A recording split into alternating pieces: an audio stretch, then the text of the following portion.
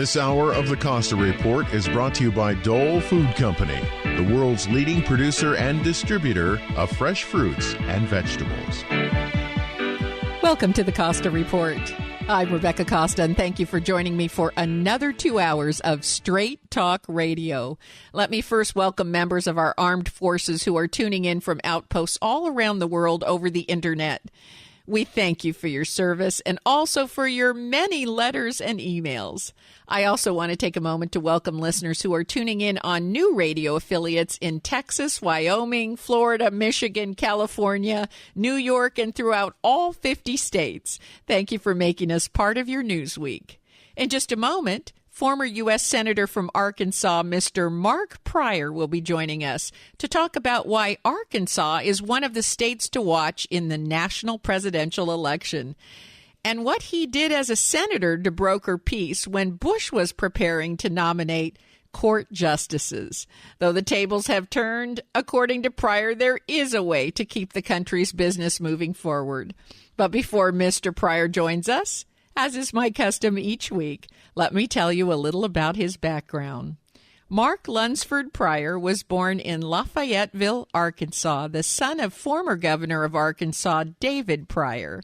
He earned his undergraduate degree and law degree from the University of Arkansas, after which he worked in private practice. He was elected to the Arkansas House of Representatives in 1991. Then in 1998, he ran for and won the race for Arkansas Attorney General, a position he served until 2003.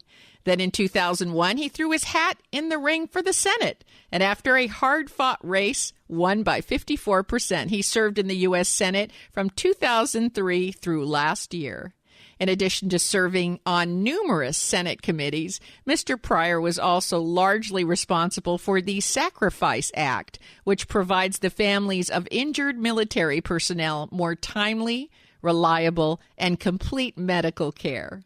Following his successful Senate career, Mr. Pryor joined the Venable Law Firm, and today we are fortunate to have him with us to take a look at what the voters in Mr. and Mrs. Clinton's home state might do come the national election. It's my pleasure to welcome to the Costa Report former Senator of Arkansas, Mr. Mark Pryor. Thank you for joining us today, Mr. Pryor. Rebecca, thank you for having me. It's great to be on. Now, we like to keep this program as nonpartisan as possible. So, in the interest of full disclosure, I want listeners to know that you have been named as one of the people on Mrs. Clinton's Leadership Council in Arkansas. Is that right? It is right. Here's the truth about this. I served with actually Senator Clinton and Senator Sanders and Senator Rubio and Senator Cruz and several people that have dropped out of the race now. And also I actually was Attorney General in my state when Mike Huckabee was our governor. So I have lots of intersections with all these people, but I do have a special relationship with Bill and Hillary Clinton. For your listeners who aren't that familiar with Arkansas politics, historically, my father was in the U.S. House, he was governor, he was in the Senate, and when my dad was governor, for example, Bill Clinton was the Attorney General. When my dad was in the Senate for a lot of the years, Bill Clinton was governor, and then later Bill Clinton was president during that time. So we've known Bill and Hillary and Chelsea Clinton for a long time, and I think I first met Hillary Clinton when I was about 11 years old, and she was probably all of 25 or whatever she was at the time. She's about 15 years older than me. So anyway, well, sure, but when you're 11, that seems old. Exactly. No, it does. But I guess my point is that I'm naturally going to be for Hillary in this race. And and let me say this for your listeners who don't know her, and I know most of them don't. They've never met her, never been in the same room with her, but I served with her in the Senate, and I've known her, like I said, for a long, long time, but I've never really worked with her. We didn't practice law together. We didn't practice law against each other when we were in Arkansas together. But, I just didn't run across her professionally like that. But when I got to the Senate, I sat right next to her on the Senate Armed Services Committee. And one of the things I had told people at the time, and by the way, at the time I didn't know she was going to run for president, but at that moment in time, one thing I would tell people is that when you look at all the senators, and I was fortunate. I served with a lot of great senators. I really did. Senator Byrd of West Virginia and many others. Actually, Senator Kennedy, Senator Stevens of Alaska. We could go through Senator Inouye. We could go through others. Really, really good senators that will go down in the history books as great senators. But the best senator we had in all the Senate was Hillary Clinton. Mm-hmm. And that was because, in my view, my understanding is that she's very smart. She was very prepared. She took the issues very seriously. Didn't take herself always so seriously, but took the issues very, very seriously, took her responsibility seriously. She had great staff. Mm-hmm. And as a testimony to her, just for your listeners' knowledge, when she lost the race to Senator Obama, President-elect Obama asked her to become Secretary of State. When that happened, she passed the Senate 94-2, mm-hmm. which means basically every single Republican except two voted for her to be Secretary of State. Mm-hmm. And it just shows when people weren't paying attention, they weren't thinking about, the election cycle of 2016, sure. The respect that they have for her. And people who know her and have worked with her, really, it really comes through. Well, I don't think anybody who knows how our government works is ever surprised that people change their opinions. Yeah, once right. There's more at stake. Yeah. Now, everyone, I think, listening today expects Mrs. Clinton to win Arkansas in a national election because that's where Bill and Hillary started their political careers. But the southern states have recently flipped from a Democratic stronghold to voting much more conservatively, from the Carolinas to Texas. Only one governor's seat and one Senate seat is Democratic. So what does this mean for Mrs. Clinton in a national election? Well, it's interesting because you're right. If you really probably starting in the 70s, but certainly in the election of 1980 when President Reagan was elected, that's when you really saw the disintegration of the solid South. The South, as we know, used to be solidly Democratic, and it had been since the Civil War. We all know the history there, and we all know there's a negative part of that history too in terms of civil rights, et cetera. We all know that, but nonetheless, it was very solidly Democratic until really President Reagan came along. There was some weakening in the 70s, but when President Reagan came along, a lot of white voters, primarily middle class voters in the South, started to vote for the Republicans on the national level. But there's been a dramatic shift in just the past 4 years. Well, that's what I was going to say, mm-hmm. And so that trend. Arkansas was like this one little island that didn't happen. Yes. It was the last stronghold. Yeah, and I think if you look at it again historically, in the 70s and 80s, you had these three very capable leaders and politicians in Arkansas. You had my father, David Pryor. You had Dale Bumpers, Senator Bumpers, mm-hmm. and then you had Bill Clinton. All three had been governor. Two of those were in the Senate, and of course then Bill Clinton becomes president.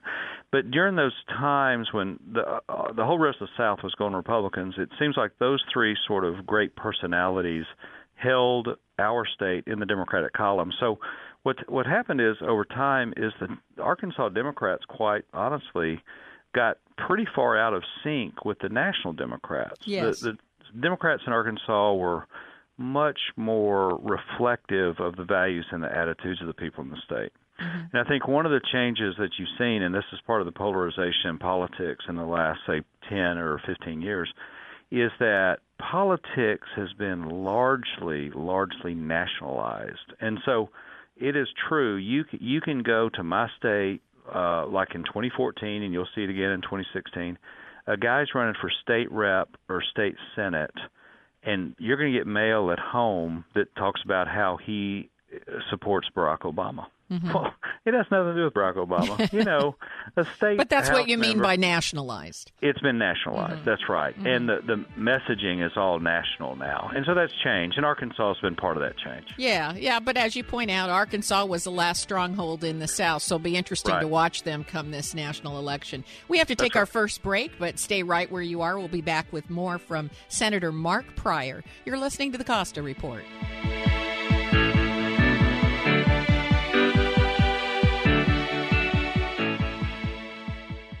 If you're wondering what to do with all that data you're creating, do I have an offer for you? Tableau is drag-and-drop software that people of any skill level can use to analyze and turn data into something actionable. That's right, I said actionable. And isn't that what all that data is for? With Tableau, you can connect to any data in virtually any format and visualize it on the fly. Databases, spreadsheets, even big data sources are instantly combined into usable charts, graphs, reports, and dashboards. People can analyze data and drag and drop at 10 times the speed of a traditional business intelligence system. But the most impressive thing about Tableau is that anyone can use it. And just to prove the point, you can get a free 14-day trial from Tableau just by mentioning you heard this ad. But do it now, because this offer won't last. For your free 14-day trial, visit Tableau at tableau.com/Costa. That's tableau.com/Costa. Tableau software. What's your data trying to tell you? Caraccioli Cellars recently celebrated their 5th anniversary of their tasting room. This is what Enophiles had to say. My name is Samantha Cooper. The wines are so beautifully crafted, and you take so much time and effort that goes into making it. 4 years to make one bottle of wine, and they're just beautifully crafted, and they come out so amazing. My favorite would have to be the Brut Rosé. It's very near and dear to my heart. It was my wedding wine, actually. They loved it. Edmund Benich. I love the cuvee. I love the sparkle. It tickles my nose. Sarah Hines. I've been drinking Caraccioli for 5 years, and I love it. You know, I'm across the board on this. I've been drinking their sparkling wine for some time, and I love them all. I entertain a lot. I enjoy entertaining using the Caraccioli wines. Visit the Caraccioli Tasting Room on Dolores Street in Carmel by the Sea, or find us online at caracciolicellars.com, or reach us by phone at 831-622-7722. On November 2nd, 2015, President Obama signed into law a controversial budget bill that will make 2 popular Social Security claiming strategies for couples obsolete. Are you between the ages of 60 and 67? Whether you are a baby boomer, married, divorced, or single, these changes to Social Security benefits may affect your retirement plan. Please join us for an informational meeting on the recent changes to Social Security benefits and how they may affect you on Saturday, March the 12th at 10 o'clock a.m. at the Best Western Seacliff Inn in Aptos. Call Croxall Capital Planning at 831-661-4006 or email us through our website at croxallcapital.com to reserve your spot. Seating is limited, so RSVP today. That's Croxall, CROXALL, capital.com, or call us at 831-661-4006 to reserve your seat. Security and advisory services offered through National Planning Corporation, NPC. Member FINRA and SIPC, a registered investment advisor. Consulting and investment management offered through Croxall Capital Planning, CCP. NPC, CCP, and Prudential are separate and unrelated companies. Matthew Homa is not a representative of NPC. Hi, I'm Andy, the produce manager at Ben Lomond Market. This week, we are featuring California Brussels sprouts, $1.99 a pound, broccoli crowns, 89 cents a pound, and large artichokes, 2 for $6. From Washington, we have small Fuji apples, 99 cents a pound, Honeycrisp apples, $1.99 a pound, and 5-pound bag russet potatoes, $1.49 each. From Mexico, we have large tomatoes, $1.69 a pound, Roma tomatoes, 99 cents a pound, and cucumbers, 2 for $1. In organics, we are featuring navel oranges, $1.49 a pound, romaine lettuce, $1.99 each, and cilantro, Italian parsley, and parsley, 99 cents each. We carry a full line of fresh conventional produce and fresh organic produce. So come check out our great selection at Ben Lomond Market.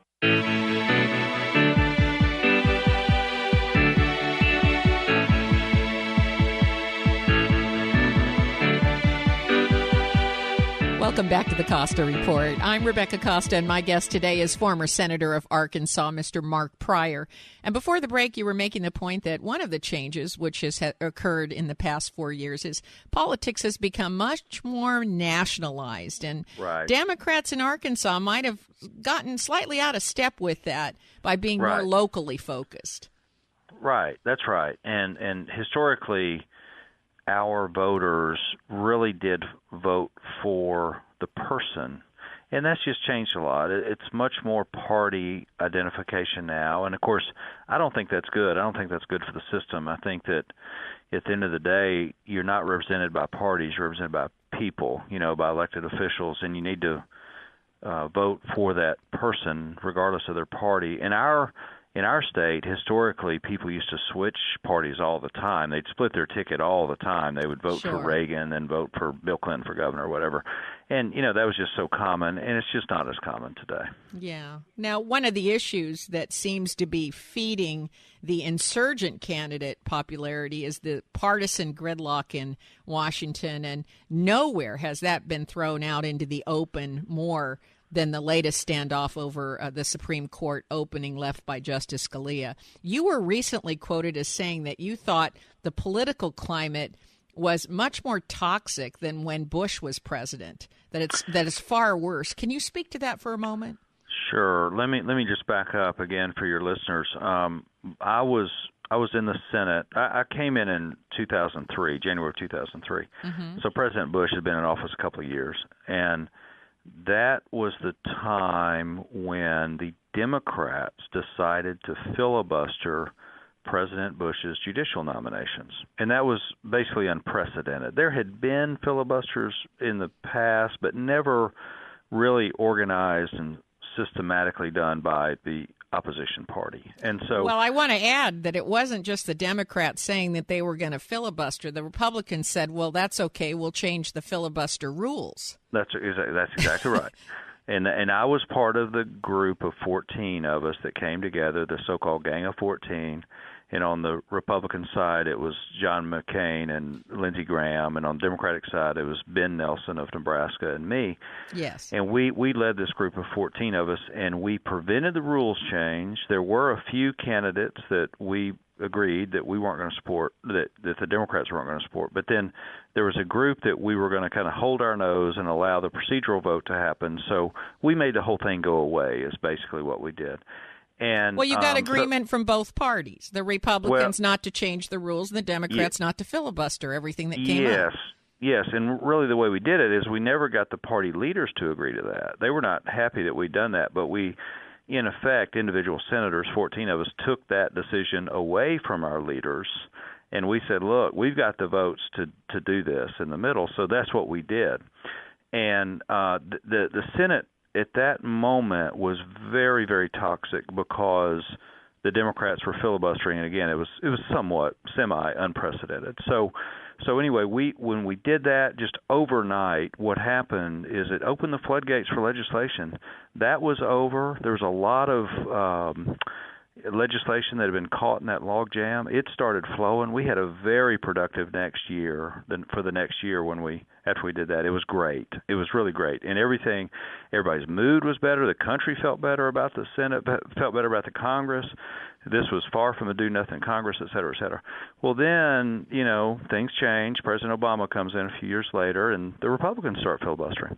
Well, now it's gotten so bad in the Senate that, and I hate to say this, but the day that Antonin Scalia died, Mitch McConnell, the Republican leader, majority leader in the Senate, came out and said, we're not going to have a vote. We're not even going to have a committee hearing on it.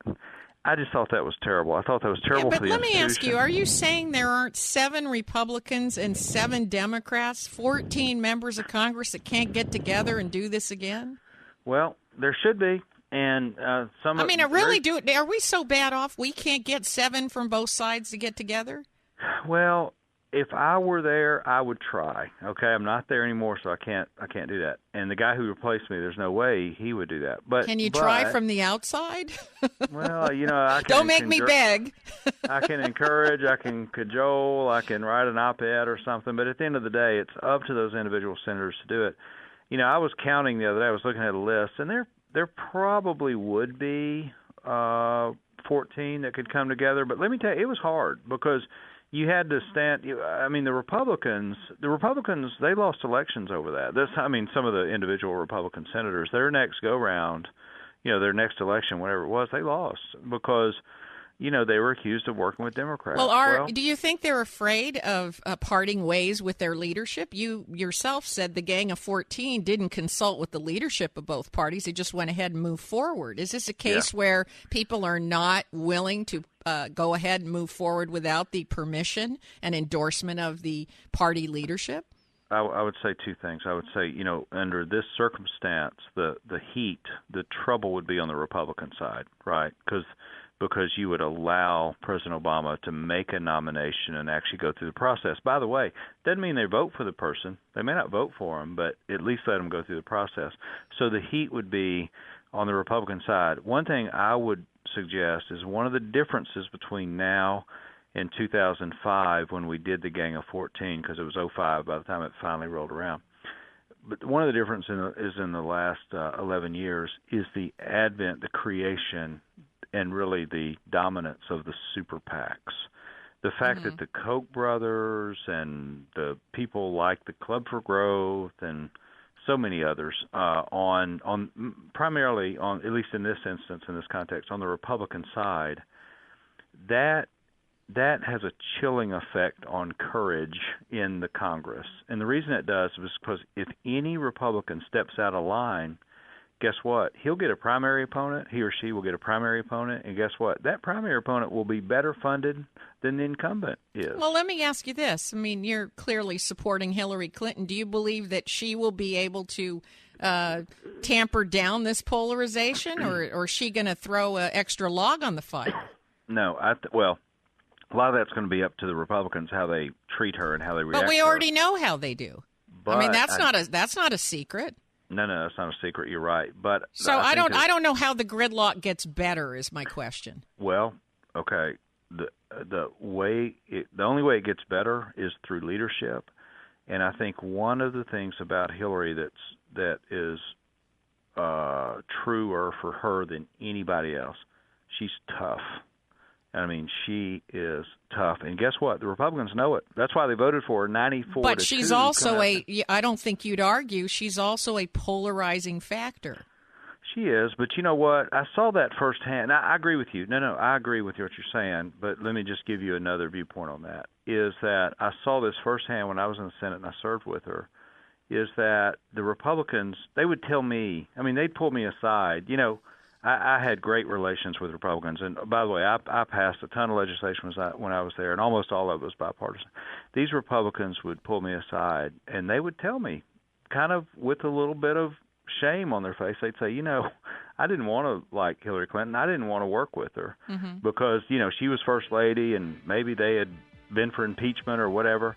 But they said, man, when she got here, I'm all in on her now. So they won't tell you that now. Well, it's of course, time. Yeah. Well, there's back channel conversation, I think, probably about every leader. And unfortunately, we've got to take a short break. Okay. So when we come back, let's talk about the polarizing effect that some of these candidates are going to have. Perfect. You're listening to the Costa Report.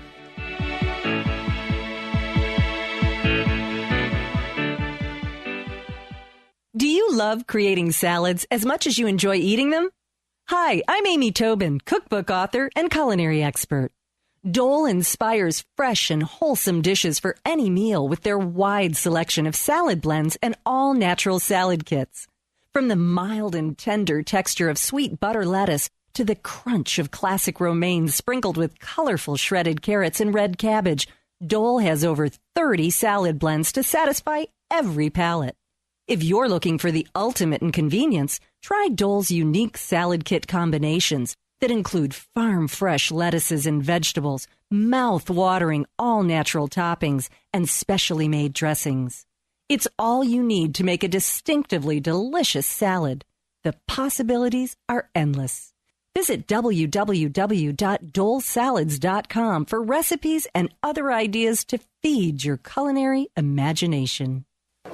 Your future is right here in Santa Cruz County. Hello, folks. Bill Teisling, CEO of the Santa Cruz Area Chamber of Commerce here with an invitation for you to get a peek of the future at the 26th Annual Business Fair at the Coconut Grove Ballroom on Beach Street in Santa Cruz. We will celebrate the future and the businesses in Santa Cruz County who are creating it. Visit over 100 booths and tables. Get in on the future. Learn about all the new businesses. Find a job, eat, drink, and have a ball Wednesday at the Chamber of Commerce's 26th Annual Business Fair, 4 to 7 at the Coconut Grove Ballroom.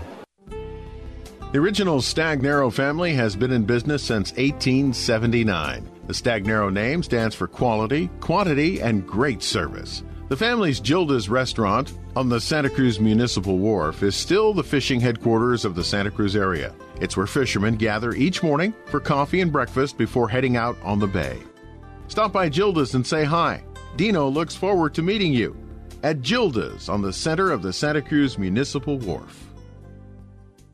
Hi, registered pharmacist Ben Fuchs here. I've been studying healthy bodies for 35 years, and what I've got to tell you may shock and surprise you, but if you listen up, it may change your life. While most folks know that hormones are important, 100 years after they were first discovered, they still remain shrouded in mystery and masked in misunderstandings by MDs and lay people alike. Human bodies have two major classes of hormones. One type is fast-acting and rapidly broken down. These quick-acting hormones have technical names like peptides and eicosanoids, and they dissolve in water. They allow cells to respond to their environment in a speedy fashion, and then they're quickly broken down. In the brain, these hormone chemicals are called neurotransmitters, and they're associated with various moods and brain functions. But when most people talk about hormones and hormone problems, they're usually referring to the second type, a more long-acting fatty hormone substance called steroids. Typically, the so-called male hormone testosterone and the so-called female hormone estrogen. If you're a guy or a gal with a hormone problem and you're referring to testosterone or estrogen, what can you do? Well, probably the most important step that you can take to return these two fat-soluble steroid substances back to their appropriate levels and potency is to pay attention to your intake of fatty foods. Steroid hormones are all derived from cholesterol, which is a major component of fat-dense foods like eggs and dairy and organ meats. And make sure you're absorbing them. That means after you eat your eggs and your dairy and your liver, use digestive enzymes, apple cider vinegar, all of which can improve the body's ability to absorb and utilize their fat and fatty nutrient content. Pharmacist Ben here, urging you to go to kscohealth.com to order Beyond Tangy Tangerine, the Healthy Start Pack, and other nutritional supplements that I personally use and recommend. You can purchase these premium quality products at wholesale prices online at kscohealth.com. That's kscohealth.com. I'm the pharmacist that believes that staying healthy and strong is not only about medicine, it's about giving your body the raw materials it needs to do its work. Go to kscohealth.com. Make sure you check out the cool videos, too, at kscohealth.com. That's kscohealth.com.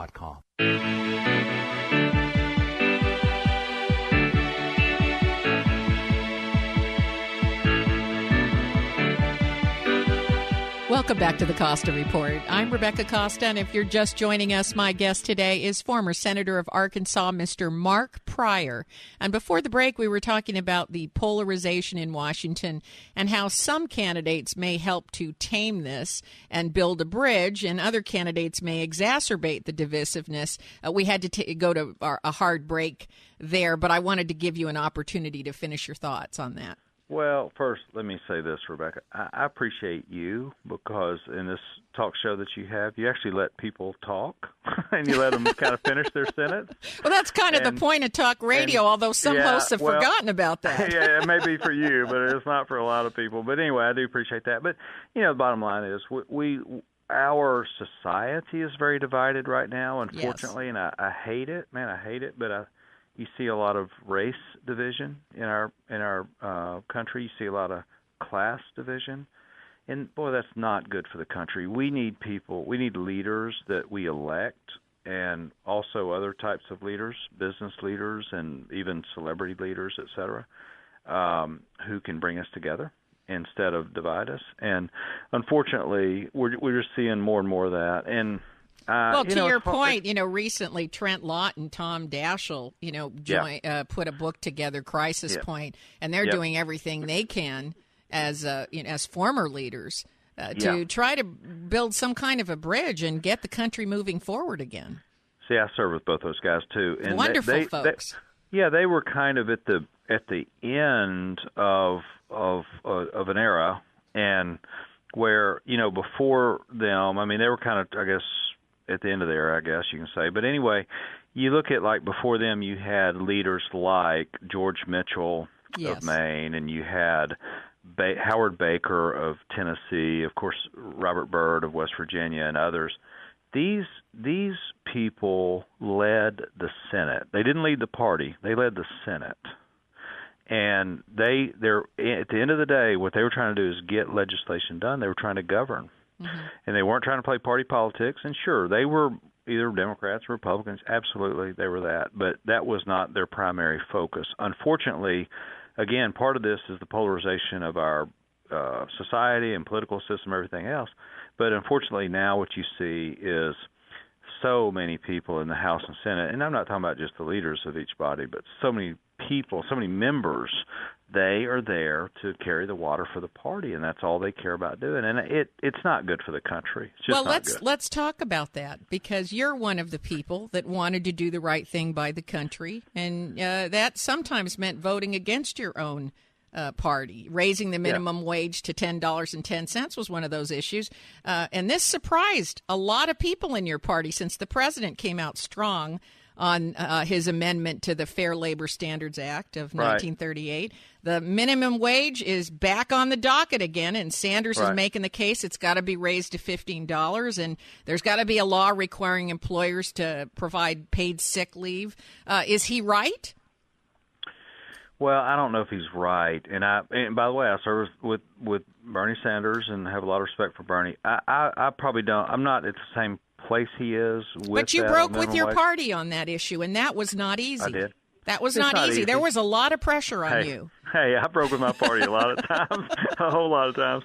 But see, but in today's world, if you're like a guy like me back when I was in the Senate, I was there for 12 years.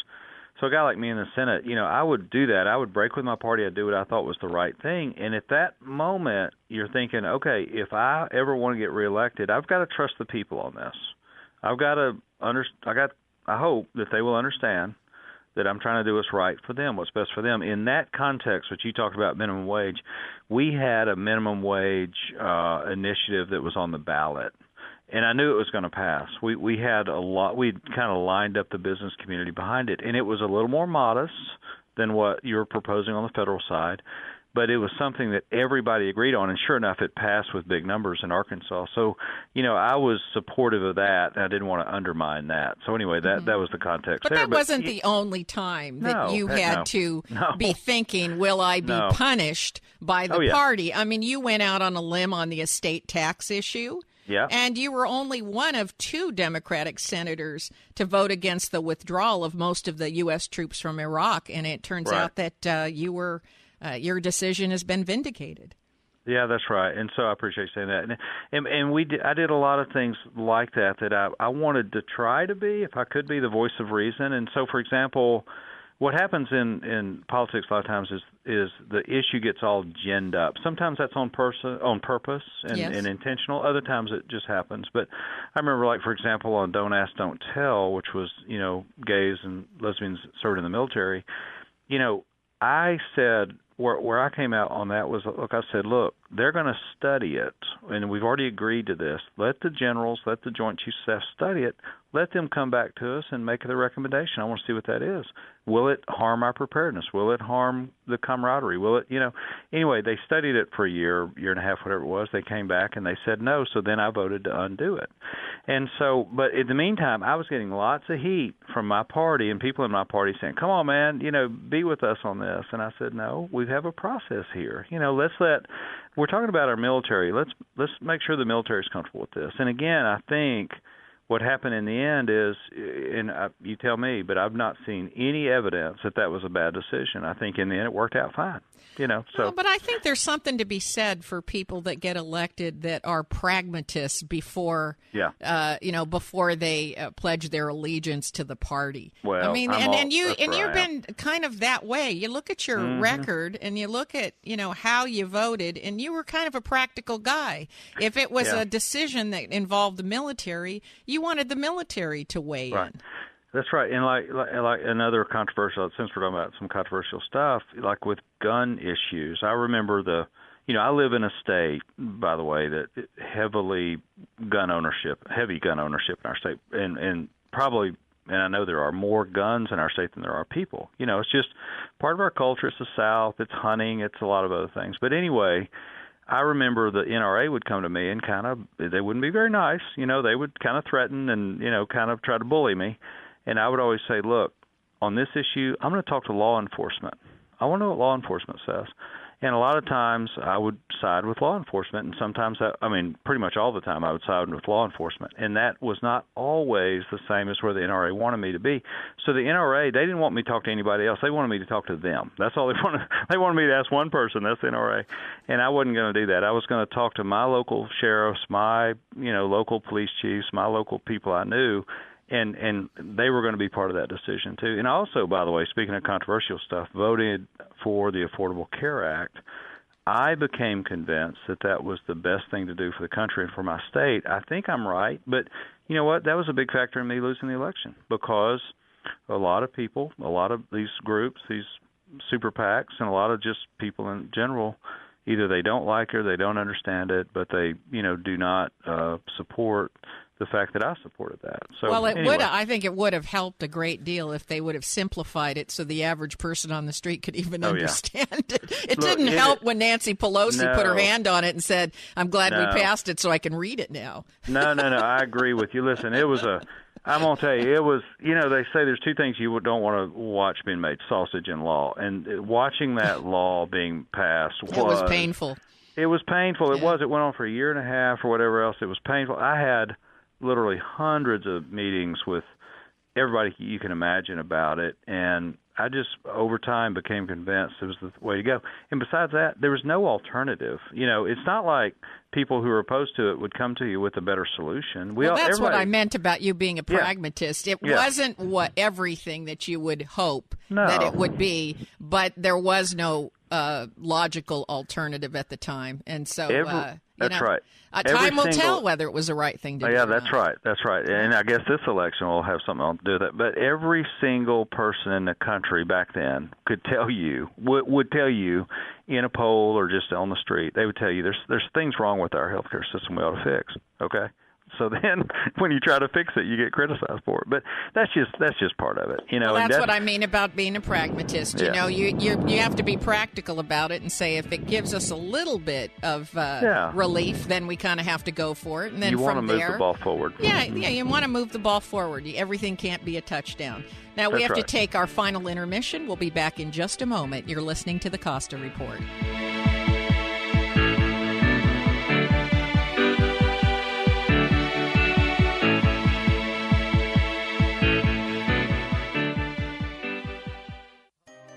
Big data is being generated by everything around us all the time.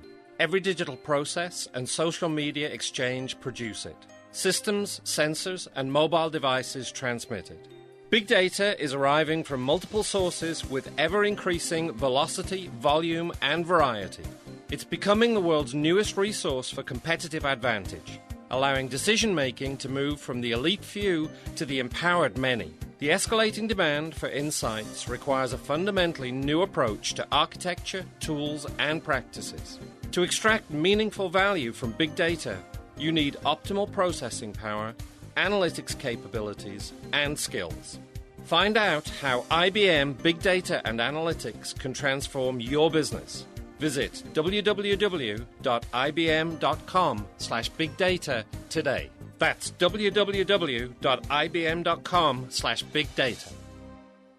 Caracholi Cellars recently celebrated the 5th anniversary of their tasting room. This is what Enophiles had to say. Anna Russell. I love Caracholi wine because I love the Santa Lucia Highlands, and I think this is a particularly great representation of what SLH can do that's different, using the most common grapes, Pinot and Chardonnay, and making something really beautiful and different for the area. I love the wine, so I always come back to almost every one of their events. My name is Jenny Franklin. I like it because it's very flavorful. It just is a good Pinot. It goes down without touching any sides. It's very good. Cole Lovelace. I really like the Brut Rosé. I like the older varietals too. I think it's just the way they manufacture it, the way that they produce it is old world style, and I enjoy that. Visit the Caracholi Tasting Room on Dolores Street in Carmel by the Sea, or find us online at caracholicellars.com, or reach us by phone at 831-622-7722. Not available in California. Listeners, do you have startup capital and want to invest in a booming business with incredible profit and growth potential? The opportunity is now because Fresh Healthy Vending, the #1 healthy vending franchise in North America, is looking for a few business-savvy, healthy-minded people right here in the local area to become Fresh Healthy Vending franchise owners. We're growing so fast that we've had hundreds of new franchise owners in the last few years alone. Now you can join them. This area has a huge demand for fresh, healthy, organic snacks on the go, and that's exactly what you'll be selling with your Fresh Healthy Vending machine. We've already identified prime high-traffic locations that are perfect for healthy vending machines. Now we just need the right people to join our franchise network and help Fresh Healthy Vending continue to boom. If this sounds like you, go to readyforfresh.com today and enter code 3434. We'll send you a free owner information kit. As an added bonus to new franchise owners, we'll also pay half the franchise fees. Hurry, this offer is limited. Just go to readyforfresh.com and enter code 3434. That's readyforfresh.com 3434. People do not like going to the dentist unless they're going to this dentist. Hello, folks. Michael Olson here with Dr. Guy Peabody. Dr. Guy, whenever I go by your office, I see people with big smiles on their face. What's the secret? I'm glad you're seeing everybody smiling. You know, we like to make people smile on the inside as well as on the outside. What do you mean by smiling on the inside, doctor? Well, we just treat people the way we want to be treated. We befriend our patients. They're not really our patients. They're more our family. We have a good time. We want to provide, obviously, an excellent quality service and stability in our care. But, you know, I'll be working throughout the day and I'll hear laughter down the hallway between my hygienist and her patients, and the front desk. I'll hear people chuckling, and people are a little reluctant to kind of head out the door. They're having a really good time. Call Dr. Guy Peabody for a consultation today and wake up to a great smile tomorrow. 831-457-0343 or visit drpeabody.com.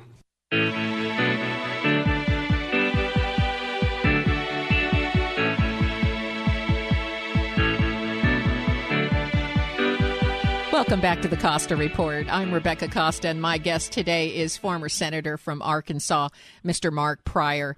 And we've been talking about the race for the White House and also about some of your work in the Senate.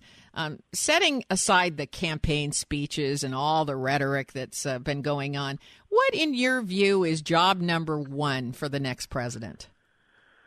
Oh, gosh. I would say that what you want to see the president do is provide steady leadership in several areas. One is the economy. Obviously, you want our economy to get back on track where the economy actually works for everybody. Mm-hmm. And it's working great for a lot of people now, but not for everybody. And so, you know, it shouldn't just be for the super wealthy or the upper middle class. It should really work for everybody. And so we need a president focused on that. The other thing is, obviously, we need to get our foreign policy straight. There's been a lot of rancor over foreign policy. Mm-hmm. The U.S. historically had a fairly stable foreign policy during the Cold War because we had a common enemy. We could all agree on that, you know. Since the Soviet Union has gone away, we've kind of veered around, especially during President Bush's years with the neocon movement, and then President Obama had a chance to kind of put it back to where it used to be, but he kind of did his own reset, and he's taken us in a couple of directions that are a little different and a little unsettling for some people in this country. So we need to work on that. But the other thing is there's a fundamental... Well, we may be going back to the Cold War. Yeah, I hope not. No, I hope not. I mean, if Putin keeps up his shenanigans, we'll be going back to Cold War, and maybe that'll. Would you think that would settle our foreign policy again to have a common enemy? I don't know about that. You know, that was so different with Soviet Union and having half of Eastern Europe and having huge sway in Asia and things like that, and around the country, around the world and things like that. But the other thing is that I really hope that they will focus on, or he or she will focus on as president in the next 4 years, would be getting our fiscal house in order. That's a fundamental that we need to fix. The good news is that we can balance the budget. We can do this. President Clinton and the Congress, and by the way, they were partners. You had Democrats that were in charge of the Congress initially, then Republicans.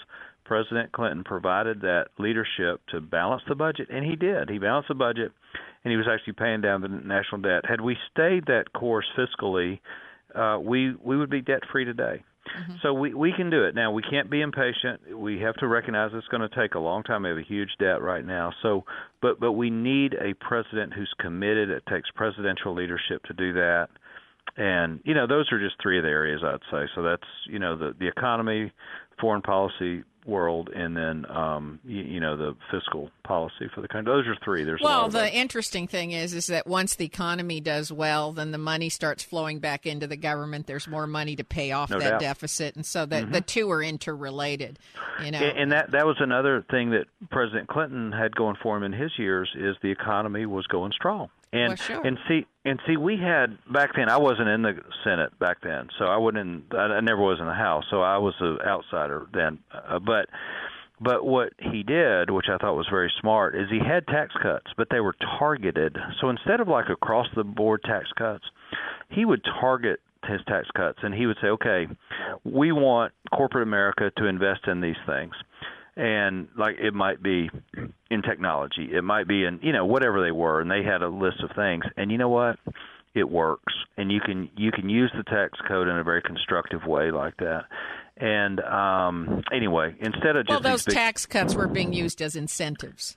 They were, but with the difference in those tax cuts and the next series of tax cuts, which was under President Bush, which by the way, I'm not here throwing a stone at President Bush because a lot of Democrats in the House and Senate voted for those tax cuts, right? Yes, they did. We had a balanced budget, so I'm not trying to say it's all his fault. Let's just blame the Republicans. But the truth is, again, presidential leadership. He basically, or we as a nation, we cut taxes largely across the board with no sort of strategic reason to do it, just to lower taxes. And guess what happened? We blew up the deficits every year again, and we started adding to the government spending. We did the Medicare expansion. We did other things. And so, anyway, there's some nuts and bolts. There's some just... Well, it's always difficult to blame any president when, in fact, Congress holds the purse strings. So, that's like me blaming my kids that I don't have any money. Yeah, well, that's true. That's kind of true. That's a good analogy. But, at the same time, it is presidential leadership. The president has... Out of anybody, he has the biggest microphone, the biggest platform. That doesn't mean he always gets his way, but you know what I mean. So it really, we tend to oversimplify and blame a president or give the president credit. Like I've heard people say before with President Reagan, he ended the Cold War. Well, guess who voted for the military buildup? There were a lot of Democrats who voted for that. So anyway, not to get into all that stuff. So very much so. You can't get anything through without getting bipartisan support. Absolutely, and that is what we've been talking about today. It's harder, and it's getting harder and harder. I mean, at the point at which I got to ask you, can't we find 7 Republicans and 7 Democrats? And you say, I don't know. I've been going through the list. I would hope so. And I was going to say, I was going through the list to see if we could find a way to break that logjam in the Senate, and obviously it's got to come from inside the Senate.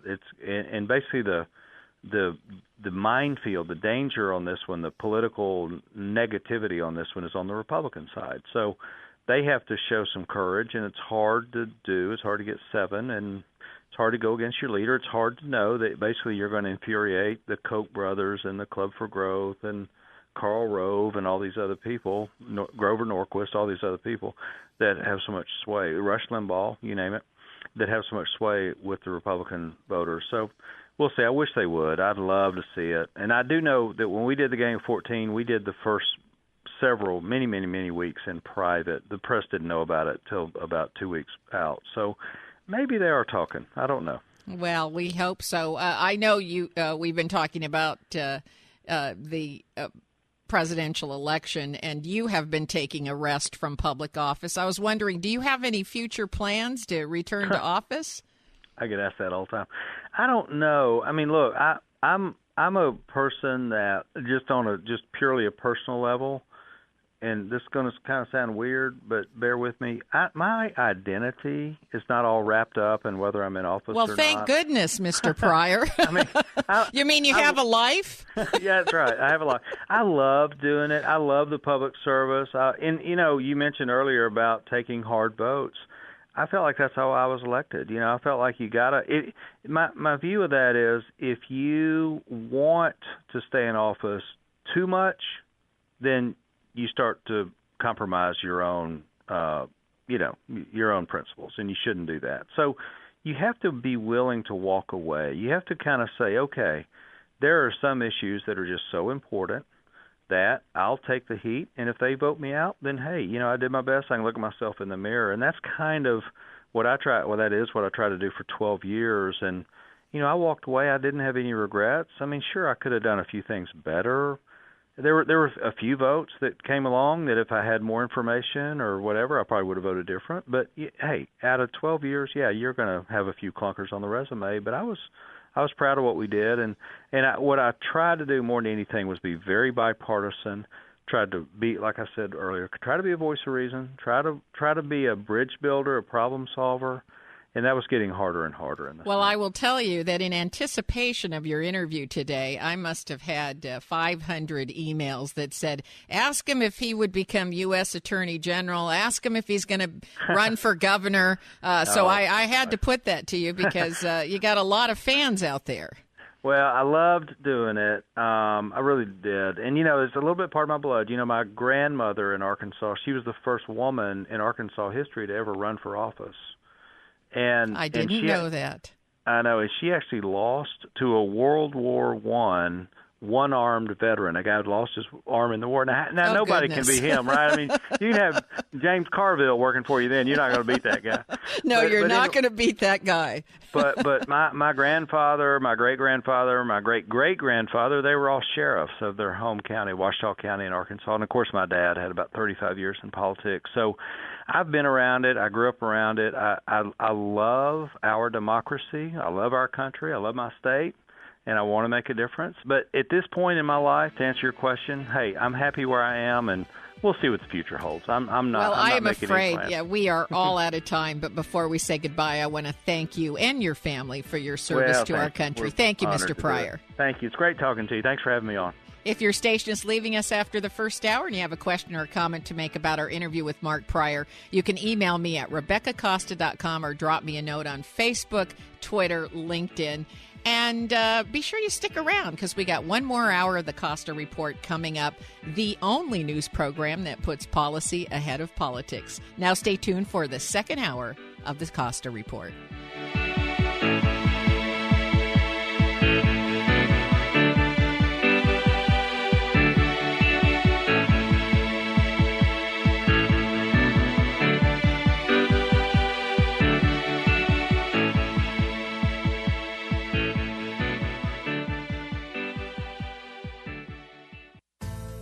Every day our world gets more complicated. Not only is new information coming at us faster than we can manage, new regulations, technology, and the effects of globalization have made it much more difficult to succeed. That's why I wrote The Watchman's Rattle, a book that, for the first time, explains how complexity makes it hard to separate facts from fiction, and eventually causes us to make important decisions based on unproven beliefs. And not just us, our leaders also fall prey to this phenomena.